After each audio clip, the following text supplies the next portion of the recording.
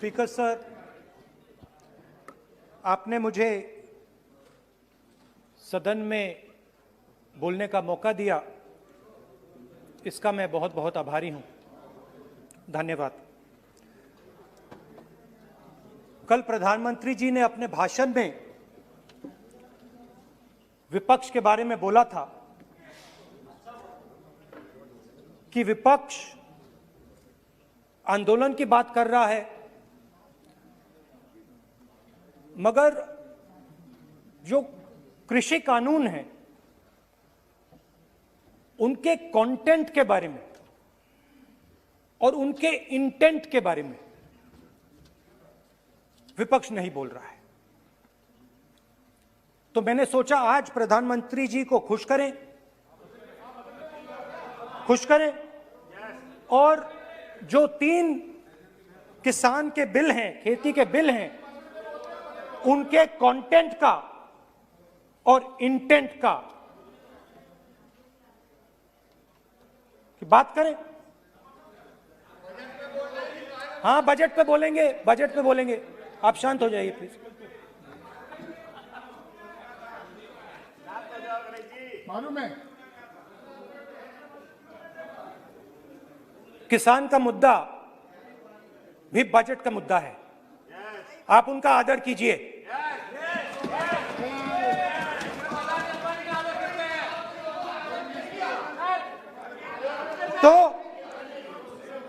तो बात है कि इन 3 कानूनों का कंटेंट और इंटेंट क्या है। तो पहले कानून का कंटेंट, कोई भी व्यक्ति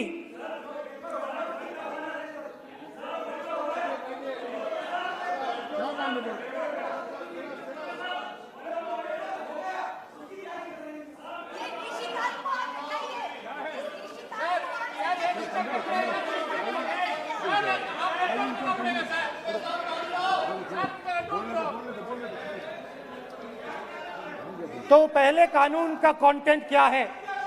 पहले कानून का कंटेंट है कि कोई भी व्यक्ति देश में कहीं भी कितना भी अनाज, सब्जी, फल खरीद सकता है, जितना भी खरीदना चाहता है खरीद सकता है। तो अगर खरीदी देश में अनलिमिटेड खरीदी होगी तो मंडी में कौन जाएगा? मंडी में कौन जाके खरीदेगा? तो पहले कानून का कंटेंट मंडी को खत्म करने का है। इसका लक्ष्य मंडी को खत्म करने का है। दूसरे कानून का कंटेंट क्या है कि बड़े से बड़े उद्योगपति जितना भी अनाज, जितना भी फल, जितनी भी सब्जी स्टोर करना चाहते हैं वो स्टोर कर सकते हैं, कोई लिमिट नहीं, जितना वो होल्ड करना चाहते हैं कर सकते हैं। दूसरे कानून का कंटेंट एसेंशियल कमोडिटीज एक्ट को खत्म करने का। दूसरे कानून का कंटेंट जमाखोरी को अनलिमिटेड तरीके से हिंदुस्तान में चालू करने का। अब तीसरा भी कानून है। तीसरा कानून का कंटेंट जब एक किसान हिंदुस्तान के सबसे बड़े उद्योगपति के सामने जाकर अपने अनाज के लिए, अपनी सब्जी के लिए, अपने फल के लिए सही दाम मांगे तो उसे अदालत में नहीं जाने दिया जाएगा। तीसरे कानून का कंटेंट आपको याद होगा,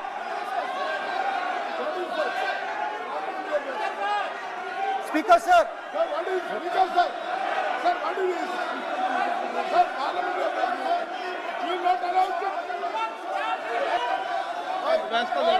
डरते क्यों सुनो तू हिलिया सब पागल सुन अपने स्पीकर सर, दादा स्पीकर सर, आप बजट फैमिली प्लानिंग का आप बजट पर बात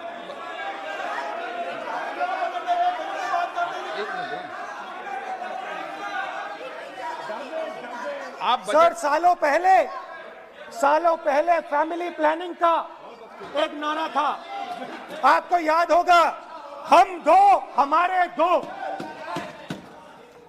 अब मैं इंटेंट की बात करता हूं, कानून के इंटेंट की बात। आज क्या हो रहा है, जैसे कोरोना दूसरे रूप में आता है, वैसे ही ये नारा दूसरे रूप में आया है। आज इस देश को 4 लोग चलाते हैं। आप बजट पर चर्चा कर लें। बजट पे कर रहा हूं सर, बजट पे आ रहा हूं। 4 लोग चलाते हैं, हम दो बता दिया। और हमारे दो। जैसे उस टाइम नाम सब जानते हैं, नाम सब जानते हैं। नो आप बोलो, आप डिस्टर्बेंस मत हम करिए। दो हमारे दो। ये किसकी सरकार है? हम दो हमारे दो की। माननीय सदस्य इधर। तो आप आसन को पहले कानून का इंटेंट बताता हूं। आप आसन को संबोधित करें। पहले कानून का इंटेंट माननीय सदस्य, आप आसन कि को हमारे संबोधित दो करें। मित्रों में से एक जो सबसे बड़ा मित्र है, उसको पूरे हिंदुस्तान के अनाज, फल और सब्जी को बेचने का अधिकार। यह है पहले कानून का इंटेंट। नुकसान किसका होगा? नुकसान ठेले वालों का होगा, नुकसान छोटे व्यापारियों का होगा, नुकसान जो लोग मंडी में काम करते हैं, लाखों लोग, उनका होगा। अब चलिए दूसरे कानून की इंटेंट की बात करते हैं। दूसरा कानून का इंटेंट दूसरे मित्र की मदद करने का है। दूसरे मित्र को पूरे देश में अनाज, फल और सब्जी की स्टोरेज की मोनोपोली दी जा रही है।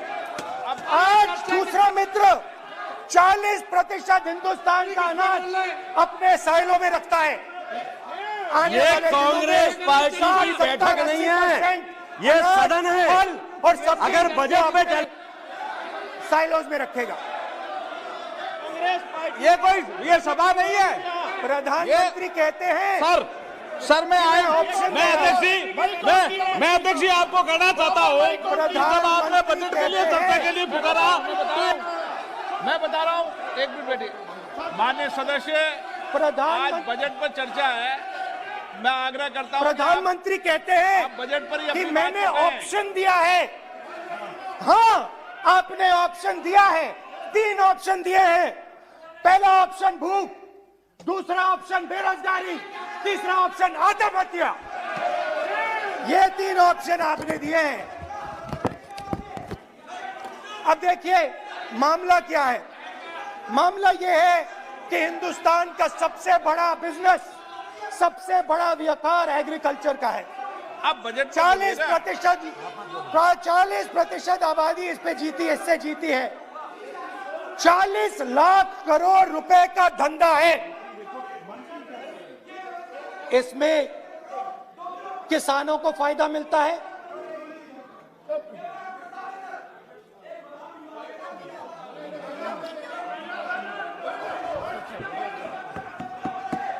तो दूसरे कानून का थोड़ा मैं इंटेंट समझा देता हूं। दूसरे कानून का इंटेंट है, पानी दो, पानी गिर जाएगा, पानी दो। दूसरे कानून का इंटेंट है कि एक व्यक्ति को आप पूरे देश के अनाज की स्टोरिंग की मोनोपोली दे दो, और जब किसान अपने अनाज के लिए सही दाम मांगने जाएगा तो जिसके पास स्टोरेज की मोनोपोली होगी वो मार्केट में अनाज डालेगा और किसान से कम पैसे में खरीद करेगा। और जब वही किसान कंज्यूमर बन के अपना ही माल खरीदने जाएगा तो वही व्यक्ति अपने गोदाम से जब बजट पे चर्चा है सर, बजट पे चर्चा है, राष्ट्रपति अभी भाषण पे आपने चर्चा समाप्त कर दी, प्रस्ताव पास करके राष्ट्रपति जी को भेज दिया, अब उसी पे चर्चा करके राष्ट्रपति जी का भी और आपका भी अपमान कर रहे हैं सर, ये आपका भी अपमान कर रहे हैं, सदन का भी अपमान कर रहे हैं सर ये। कि इस देश की जो रीढ़ की हड्डी है, किसान, मजदूर, छोटे दुकानदार, व्यापारी, उस रीढ़ की हड्डी को तोड़ के टुकड़े टुकड़े करके दो मित्रों को दे दो। Sir rule 218 sir rule 218 sir rule sir the debate on appropriation bill shall be restricted. The debate on appropriate bill shall be restricted to the matters of the public importance or administrative clauses employed in the grants covered by the bill which have not already been raised while the relevant demands of grants were under consideration. I would like to remind him that he should restrict his speech to the budget. Number 2, and he is claiming that 40% of the groceries and other things, vegetables, they are kept in Adani's and Ambani's place. Let him prove that. Where from? He should place it on the table. He should place it on the table. Where can he get all these documents? Where statistics कहाँ से आए? इसको authenticate करना है. Record में नहीं जाएगी. चलिए बैठिए. आप बोलने दे रहे हैं क्या? सर आपने माइक बंद कर दिया. बोलने दीजिए. बैठिए. माइक बंद कर दिया सर आपने. सर बैठिए. आप क्यों डिस्टर्बेंस कर? आप बोलने दीजिए ना. आप कोई रूल बता रहे हैं क्या? आप कोई रूल बता रहे हैं? अधीर रंजन जी, अधीर रंजन जी, अधीर रंजन जी को बता जाए. अधीर रंजन जी. Sir, 2214. Sir, rule 214. Sir, discussion of a general character. Sir, discussion of a general character may be allowed on the motion or any amendment moved thereto, but the details of the grant shall not be discussed further. Then is necessary to develop the general point. Sir, discussion on general point is allowed. So discussion, it is the discussion on general point. Discussion of general point is allowed in the rule book. Discussion of general point. अच्छा budget में क्या agriculture मुद्दा नहीं है? Budget में क्या agriculture मुद्दा नहीं है? तो बजट में जब एग्रीकल्चर मुद्दा है तो बजट में क्यों चर्चा नहीं हो सकता एग्रीकल्चर? दादा, My point of order is simple. You listen to this, sir. Please. 349. It says, while the House is sitting, a member, 2, shall not interrupt any member while speaking by disorderly expression or noises or in any other disorderly manner. While Honorable Member Rahul Gandhi is speaking, तब तो disturb कर रहा है.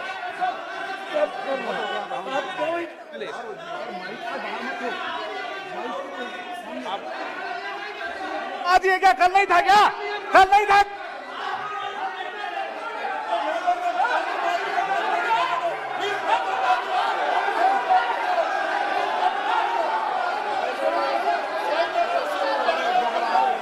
अडानी का नाम खुद ले दिया.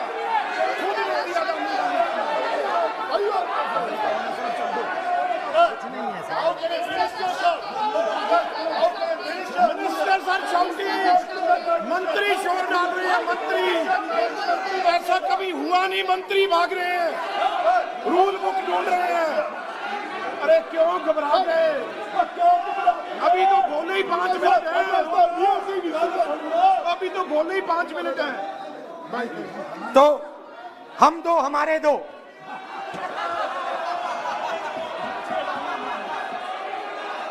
वो आपको याद होगा, वो फोटो होती थी 4, हम दो हमारे दो.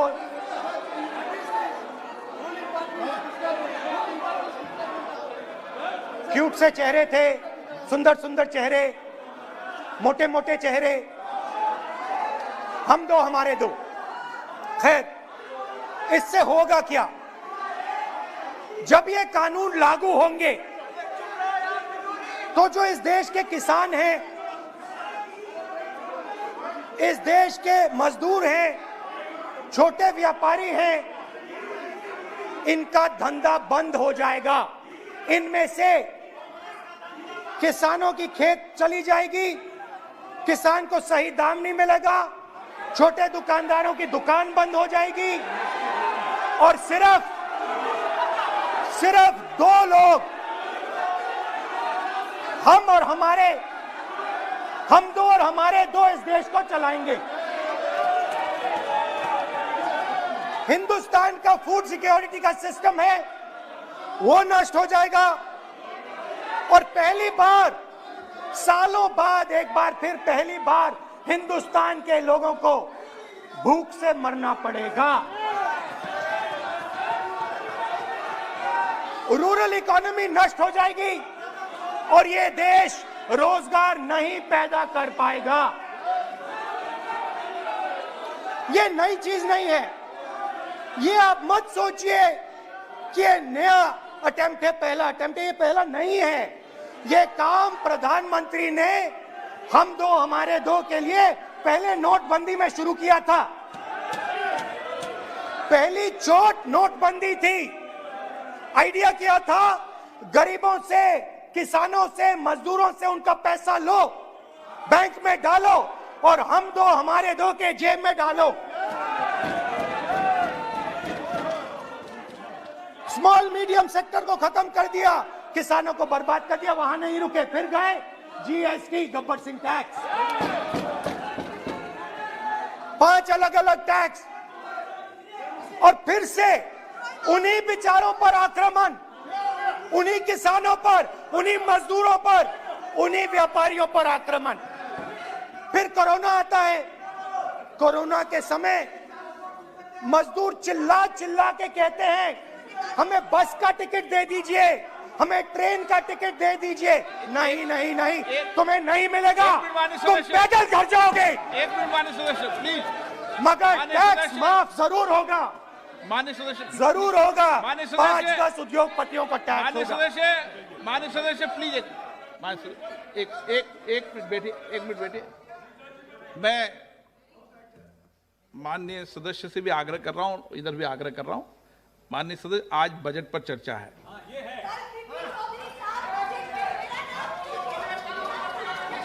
चलो चलाओ। मैं आ रहा हूं सर बजट पे। सर मैं आ रहा हूं बजट पे। मैं सर 5 मिनट में बजट पे आ रहा हूं। मैं फाउंडेशन लगा रहा हूं अभी, फाउंडेशन।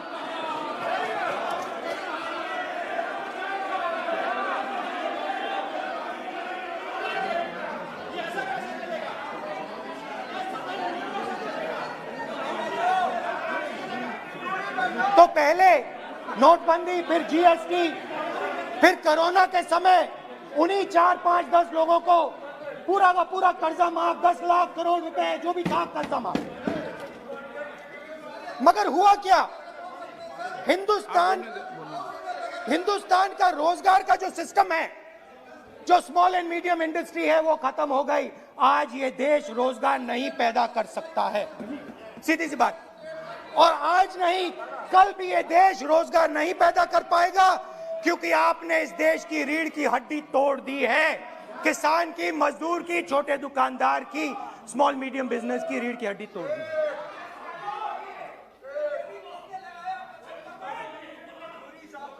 मगर ये मत समझिए कि ये किसानों का आंदोलन है।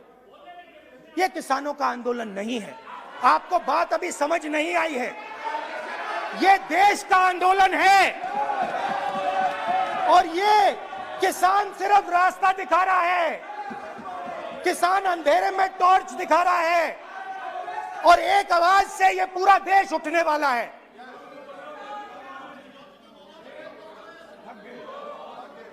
पूरा देश एक आवाज से हम दो हमारे दो के खिलाफ उठने जा रहा है।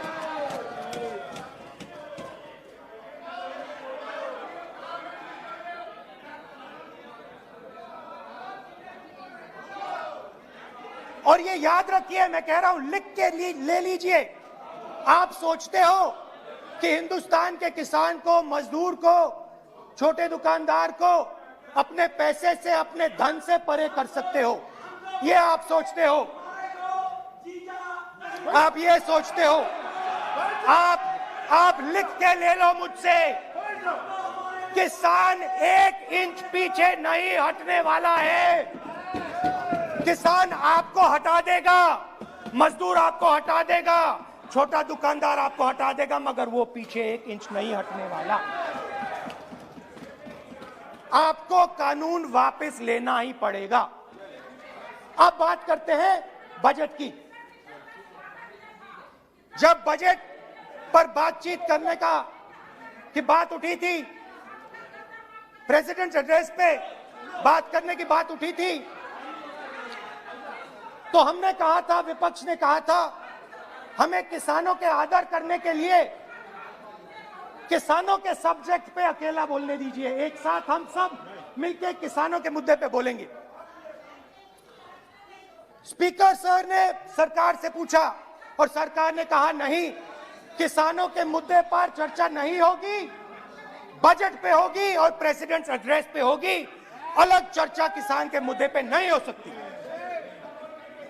तो प्रोटेस्ट में मैं कह रहा हूं, मैं बजट पे आज यहां टिप्पणी नहीं करने वाला हूं। मैं आज सिर्फ किसान के मुद्दे पे बोलूंगा और उसके बाद मैं अपना मुंह चुप कर दूंगा। अंत में मैं कहना चाहता हूं कि जो 200 किसान शहीद हुए, उनको इन लोगों ने श्रद्धांजलि नहीं दी। मैं सब सांसदों से कहना चाहता हूं, मैं अपने भाषण के बाद 2 मिनट शहीदों के लिए मौन रहूंगा। आप मेरे साथ खड़े हो जाइए। धन्यवाद।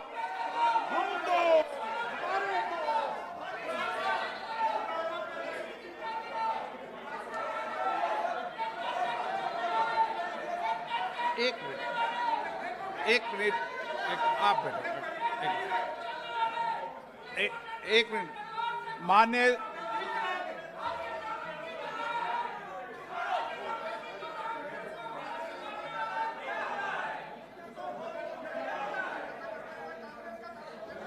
माननीय सदस्यगण, प्लीज बैठिए मिनट, बैठिए माननीय, प्लीज बैठिए।